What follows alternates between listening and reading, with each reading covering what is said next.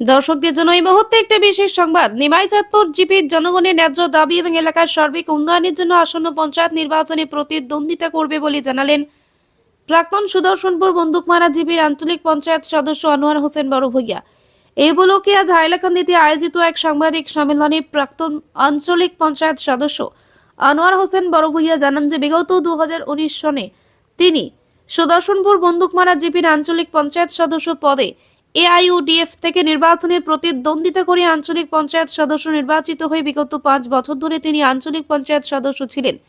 তিনি জানান যে এবছর 2023 সনে ডিলিমিটেশনের ফলে সুদর্শনপুর বন্দুকমারা জিপি থেকে এখন নিমাইচাঁদপুর জিপি করা হয়েছে।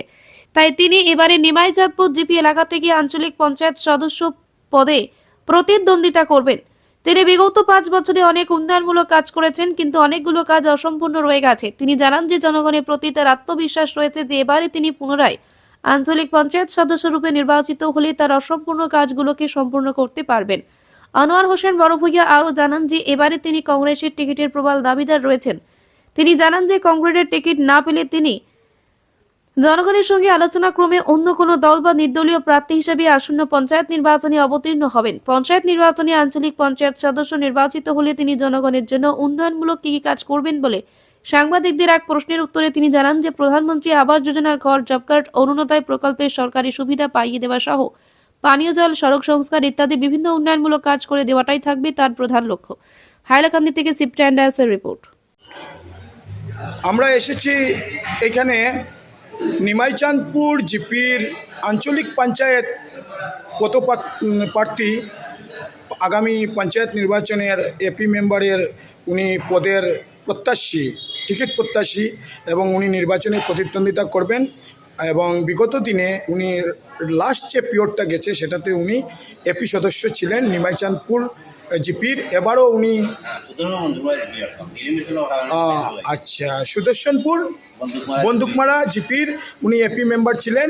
আর এখন ডিলিমিটেশনে কি হয়েছে, নিমাইচাঁদপুর জিপি হয়েছে। তো উনি বর্তমানে নিমাইচাঁদপুর জিপির এপির পদের টিকিট প্রত্যাশী এবং উনি পঞ্চায়েত নির্বাচনে প্রতিদ্বন্দ্বিতা করবেন। ওনার নাম আনোয়ার হোসেন বড়ভূইয়া। তো ওনার কাছ থেকে আমরা একটা সাক্ষাৎকার আজকে আমাদের মিডিয়ার জন্য নেব। তো দাদাকে প্রথমে আমাদের মিডিয়ার তরফে আপনাকে অভিনন্দন আমাদের মিডিয়াতে আসার জন্য। তো আপনাকে একটা প্রশ্ন দাদা, আপনি আগামী পঞ্চায়েত নির্বাচনে প্রতিদ্বন্দ্বিতা করবার জন্য যে মনস্থ করেছেন, আপনার এই মনস্থ করার পিছনে কারণটা কি, বা আপনি কোন দলের হয়ে পঞ্চায়েত নির্বাচনে প্রতিদ্বন্দ্বিতা করতে চাইছেন? আমি জনগণের কাজ করার লাগিয়া আমি নির্বাচনে প্রতিনিধি যদি জয়লাভ হইতে অন্ত কাজ করে। আর এখনো মানুষও আমার লোক যথেষ্ট মানুষ আছে, মানুষের প্রতি বালা সহযোগিতা হইয়া রাজ্য সহায়তা হইয়া আমি জনসমর্থন আছে। আচ্ছা, তো আপনি এখন বর্তমানে আগে কোন দলের আপনি টিকিটে এপি মেম্বার ছিলেন? আমি আগে ইউডিএফ দল থেকে নির্বাচিত হই। এআইইউডিএফ দল থেকে বিগত 5 বছর আপনি এপি মেম্বার ছিলেন। আচ্ছা, তো এখন কি আপনি ওই দল থেকেই আবার প্রতিদ্বন্দ্বিতা করতে চাইছেন? আমি ইউডিএফতে প্রতিদ্বন্দ্বিতা করতে চাই, অন্য কোনো দলেতেই নির্বাচনে প্রতিদ্বন্দ্বিতা করবেন। আচ্ছা আচ্ছা আচ্ছা, তো কোনো এর মধ্যে আপনি কোনো দলের টিকিট প্রত্যাশী আপনি আছেন নাকি? কংগ্রেসে গাঁওতে কোনো মানুষভাবে দিলে আমি কংগ্রেসে চাইব, তারা তো হাইলাকান্দি টাউন থেকেই দিতে চায়, আর গাঁওর মধ্যে টাউনও ভোট দেয় না। যার কংগ্রেসে আমি আহ্বান হয়ে আছে গাঁও ছেলের টিকিটটা দেবার লাগে। আচ্ছা আচ্ছা, গাঁও থেকেই দিকে তারা আহ্বান করিয়া গাঁওতে একটা ছেলেদেরকে টিকিট দেওয়া লাগে, যা দিতে হবে। তো আপনি চাইছেন যে লোকাল প্রার্থী যাতে পায়, লোকাল হ্যাঁ, টাউনের হলে হবে না, লোকাল। কিন্তু আপনার কংগ্রেস কি চাইছে টাউন থেকে দেওয়ার জন্য?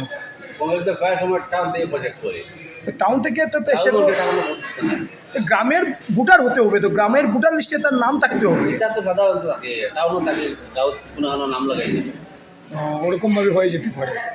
আপনার কথা হলো যে স্থানীয় নাগরিক, স্থানীয় যে কোনো কাউকে টিকিট দিতে হবে। আচ্ছা কংগ্রেসের প্রয়োজন হবে এই দিকে।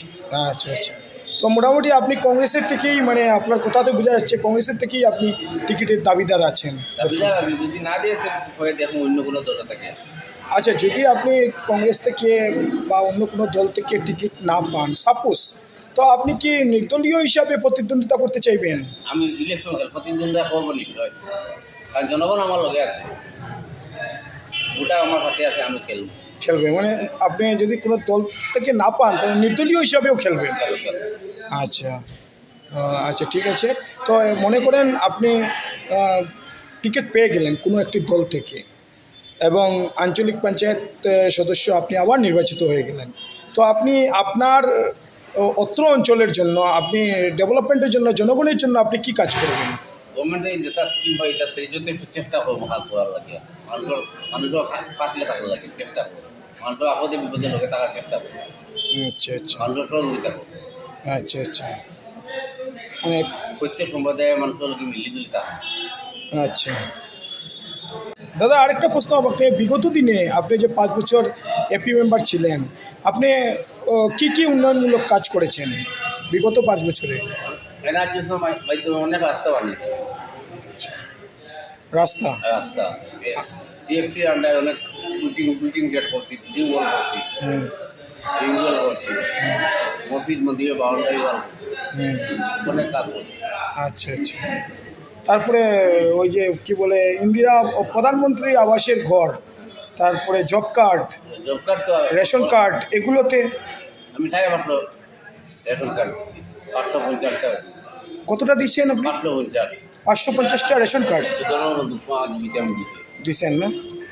আর রেশন কার্ড 550টা দিয়েছেন, আর ইয়ে মানে আপনি করিয়ে দিয়েছেন আর কি, এটা তো সরকার দেবে, উনি করিয়ে দিয়েছেন।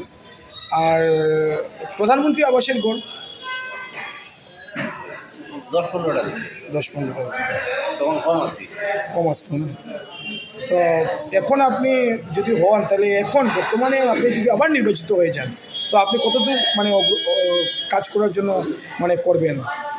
আমি শতভাগ চেষ্টা করবো মানুষের কাজ করার লাগে।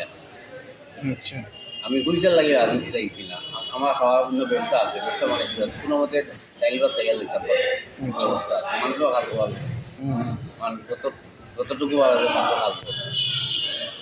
আচ্ছা আচ্ছা ঠিক আছে। তো আরেকটা কথা, মানে আপনি কতদূর আশাবাদী আছেন যে আপনার জনগণের সমর্থন আপনার সঙ্গে আছে বলবে? আমি 100% ঠিক, মানুষ আমার লোকে আছে।